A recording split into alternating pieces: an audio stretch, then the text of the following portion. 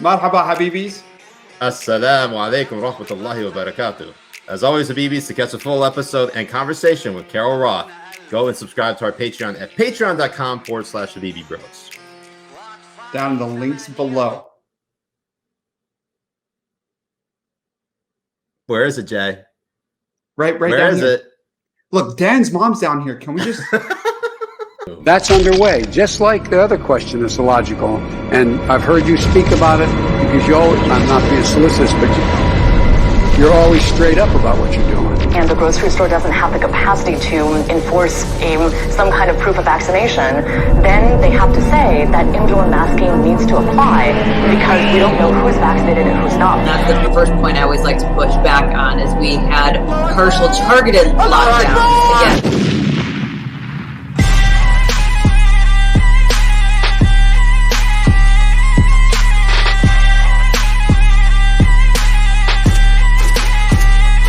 Allahu Akbar.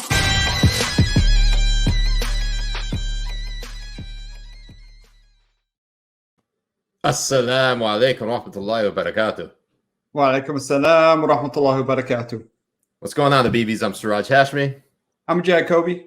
And we're the Habibi Bros. Welcome to another episode of Habibi Power Hour Premium. Jay, how you doing tonight? I'm doing wonderful. I mean, after binge drinking last night for a live episode, I'm ready for round two. Let's go. I am actually very excited about our guest tonight. Let's just go ahead and bring her in here. Carol, Habibti. Habibi, How you doing? good. I like the little intro music. I'm gonna do my little dancing. I like that. It's very good, Really good. And it's also we're actually in the intro. We can't even tell the difference between your set now and the previous stream that we had before. But for the Habibis who have no idea who this is Carol Roth. She is a former investment banker. She's also the author of The War on Small Business, How the Government Used the Pandemic to Crush the Backbone of America. Very good book. I encourage all the Habibis to go check it out. You can also follow her on Twitter at Carol J. Roth. Is that it? J.S. Roth, just to make it J.S. super it stands for Jesus Saves. So Carol Jesus Saves Roth. It really doesn't, but no. Oh, okay. I was just gonna say, like, Carol, did you just go full evangelical on us? No. Because you realize who we are, right? The Habibi. Exactly. And at this moment, Carol, we'd like you to raise one hand and your finger to the sky, and I want you to repeat after Jay. Let's go after you. How about that? Okay. Are there subtitles for this? No, I'll no. do it He'll do it in Arabic. He'll do it in Arabic. I'll do it in English. Okay. So it's Ashadu Ashadu in la illah ilaha ilaha illallah illallah Muhammadan Muhammadan Rasulullah. Rasulullah. Beautiful. It means absolutely perfect. It's beautiful. Yeah. Carol, it means I bear witness there is no God but God, and Muhammad is the messenger of God. Congratulations. You're now Muslim. Allahu Akbar. Thank you. Takbir. Inshallah. Appreciate it. Well, now that we got that out of the way. Already up and on the way for when this happened as well. That's pretty. So does this mean I can't wear the Jewish star for the episode? I have to like cover it up for the episode. I'm surprised. Or should I just get some Ben and Jerry's ice cream and that'll just kind of even everything out? Even it all out with some Ben and Jerry's. I think we could do that. I think we can arrange that. That we're all even. Jesus Saves is now what is it? Jannah Saves. Jannah Saves. That's what it is now. Jannah is paradise. Jannah Saves. So Carol, for those who are completely unfamiliar with you and your work, tell us a little bit about yourself and what has shaped your worldview and the person who you are today. I'm a totally insane person, and that has shaped my worldview. As you mentioned, I am a recovering investment banker. I got that way kind of by a lot of luck, but through a lot of hard work as well. Neither of my parents went to college. My father was an electrician. My mom was sort of a stay-at-home mom that became a hobby entrepreneur. And I managed to get myself into this fantastic undergrad business program called Wharton at the University of Pennsylvania. And where President Trump went to. That is true. That is true. Although, as I said, my dad was an electrician, so that didn't really help me get in there at all. And, you didn't get a small loan of $2 million to start your life out? I did. It was $69 million. I had to pay it back, just not from my dad, right? So that actually informed what I was doing, because that was the only way I could go to school, was working through school, paying my own way and taking out loans. And I had $40,000 when I graduated like 100 years ago. So really, when you're in that position and you want to pay the loan down quickly, which was what my dad said, you can't take out the debt unless you have a plan to pay it down really quickly. There's sort of two options for people who like to deep dive into something. They become management consultants, and people who have ADD go into investment banking, because you can work on like a million different things as once. So that's what led me to investment banking. I was very fortunate that it ended up being quite good for me. I ended up being a vice president and an officer of the firm by the time I was 25 years old. I had a lot of financial flexibility, and eventually the firm went through a couple of mergers, and I decided I didn't really want to do that anymore, and went on my own and decided I was going to reinvent myself. Really have always wanted to be a game show host. I keep telling everyone this because I hope that happens. But it was pretty clear nobody was going to hire the investment banker as a game show host, but other people were like, oh, you should be on television. I'm like, oh, that seems like a great idea. Like, what does that mean? But that's how I started getting into small business, because I'd have a lot of small business owners who would call me as an investment banker who couldn't afford to hire me. And I felt badly. I'd love to help them out. So I figured the media was a way to get good information and to help them out at scale without them having to have a retainer fee and whatnot. And then I just kind of got dragged into all of this insanity. And over the course of like a dozen years, have done everything from interview presidential candidates and folks like Richard Branson and the CEO of Bank of America, to being a judge on a Mark Burnett reality show on TBS, to doing all sorts of other insanity. And then, kind of as that unfolds, written a few books. And anytime a crisis comes about, it seems like I get dragged in the middle of it. I was in a documentary about the financial crisis.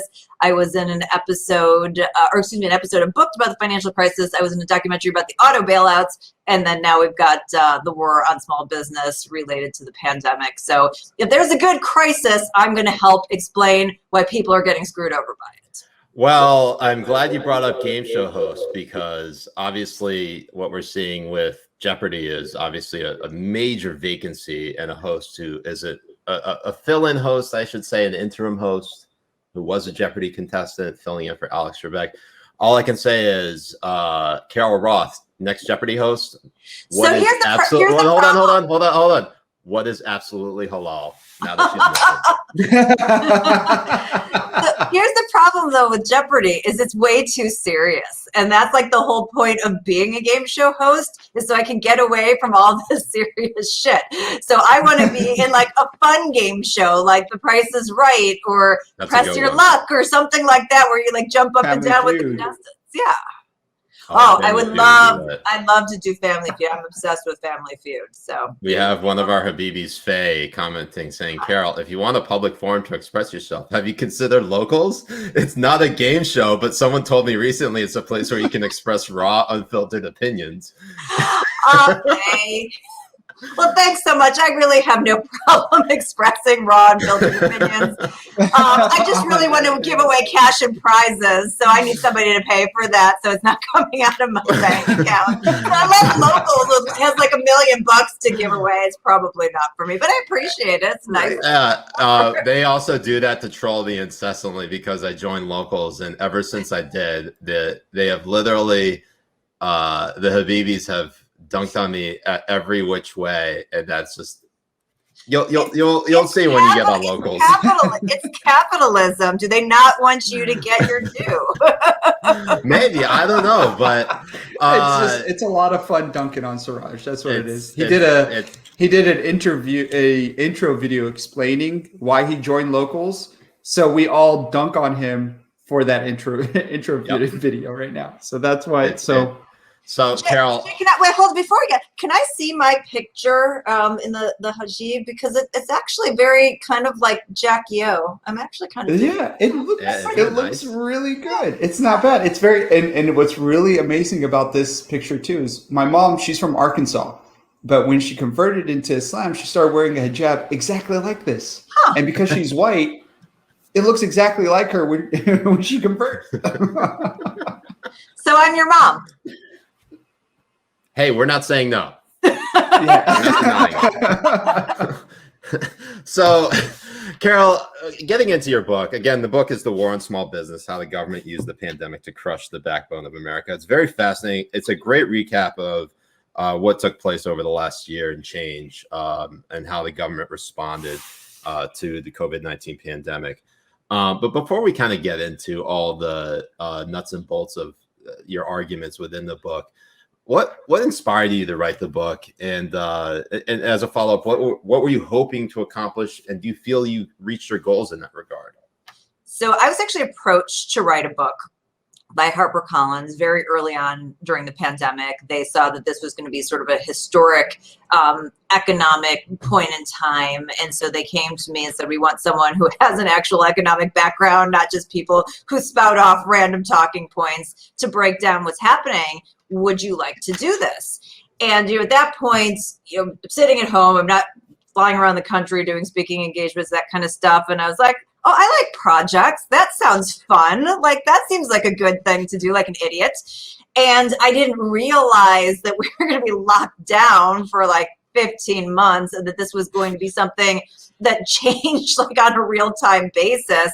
So I'm like going, oh yeah, that seems like a fun thing to do. And it was so challenging because, different things would happen, new information would come out, things would change. I mean, we had a point in March where the stock market, had hit this falling off a cliff scenario. Then we had the GDP go down like 32.9% on an annualized basis, like historic, never been like that before. And then all of a sudden, like June 5th, we're hitting all-time highs again. And you're like, what's going on here? So I sort of wrote 3.5 different books during the course of this pandemic, and it just kind of kept shifting. But small business was always part of that through line. I've been a long time small business advocate. My first book was about small business, all the risks to owning a small business. Never did I think that the US government shutting you down and saying you can't work and open your business was going to be the top risk. But, 2020 rolls around and that's what happens. And so, the thing just kind of kept moving, and it was like this, like kind of choose your own adventure, a mystery story. And eventually at some point in time, just had to say, okay, this is what we're going with.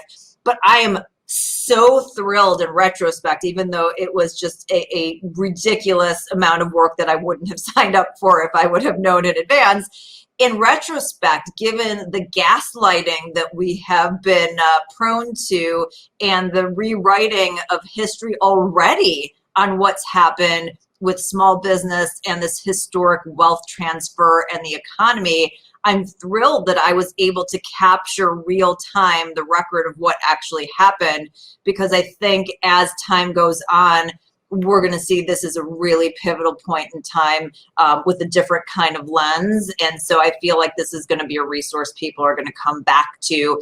And it's really been helping to educate people, because as we saw in your intro clip, as I said, there are a lot of people who think that there were lockdowns, and there weren't. They were targeted lockdowns. There are a lot of people who think that we were all in it together, and we weren't.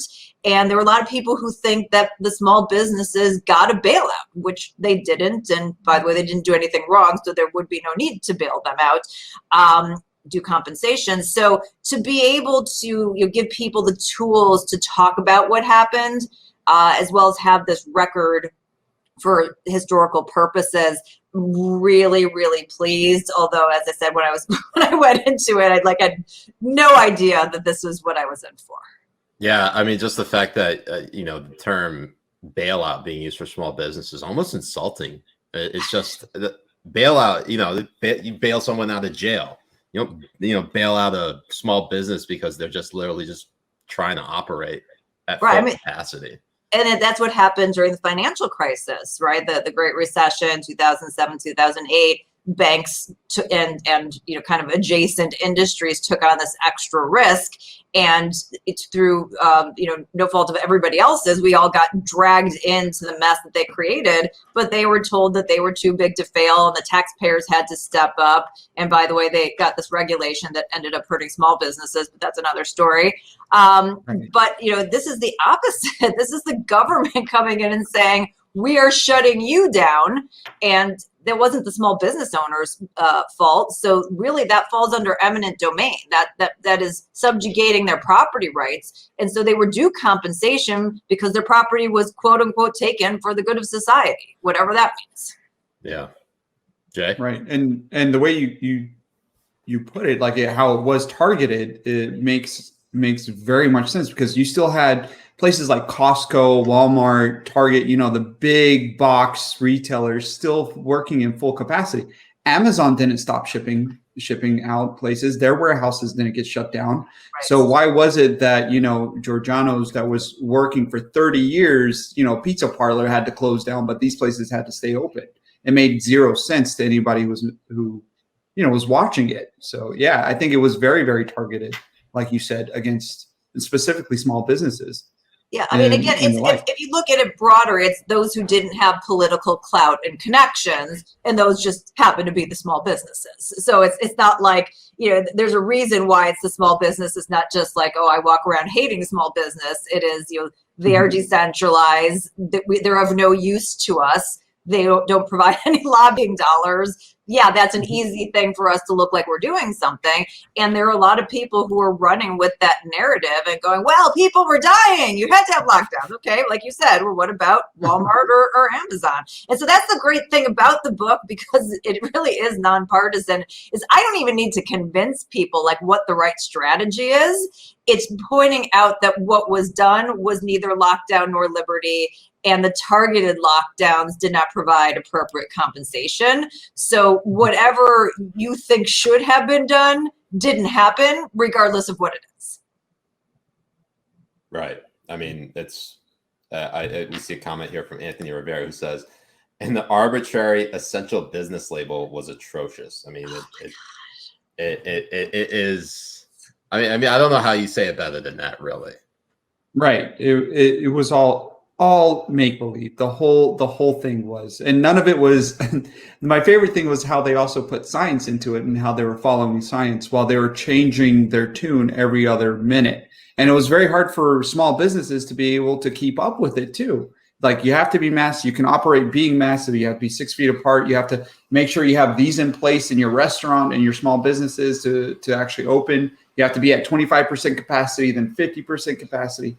Every other month, they had to spend money in order to get themselves to be open, and not a lot of people can do that. I mean, California alone saw like 100,000 restaurants close, and will never recover from something like this. And it's sad to see. It really is. Yeah, and I mean, if talk about some of these ridiculous rules, on top of those changing dynamics, there were things like, well, if you serve alcohol, you need to serve food, but chips aren't enough. You have to serve a dip with the chips. Like really, what's the science behind dips? Like, why are dips like going to prevent us from COVID? Or like, you have to close at 11, not 12. I mean, like, just these like tiny little things that like anybody who wasn't totally traumatized by the fear porn that was pushed out on a daily basis would have just stopped and went like, the hell are these people talking about? You need to have dips with shit. Like, how does that save you from COVID? Yeah. Like, what does that have to do with anything? It has nothing to do with anything. This is a pure, complete power grab. And so it's when I get people who are fighting me on this, which again, the whole like screw small business thing is kind of a weird flex. But like, if you want to go down that road, like, sometimes I'm a contrarian about things. If you're going to go down that road, then you just start looking at the things and you're just like, I don't even know what you're arguing about. Yeah. Nick says most jobs are essential to the person working them. If your job houses, clothes, and feeds your family, it's essential. Essential to whom? That's always the question. Who is it? And this is on the back of like, you didn't build this in a previous administration. So you didn't build it. You're not essential. Like, what are they telling people about their path to wealth creation, economic freedom, and the like? I mean, this is the messaging they're intentionally putting out.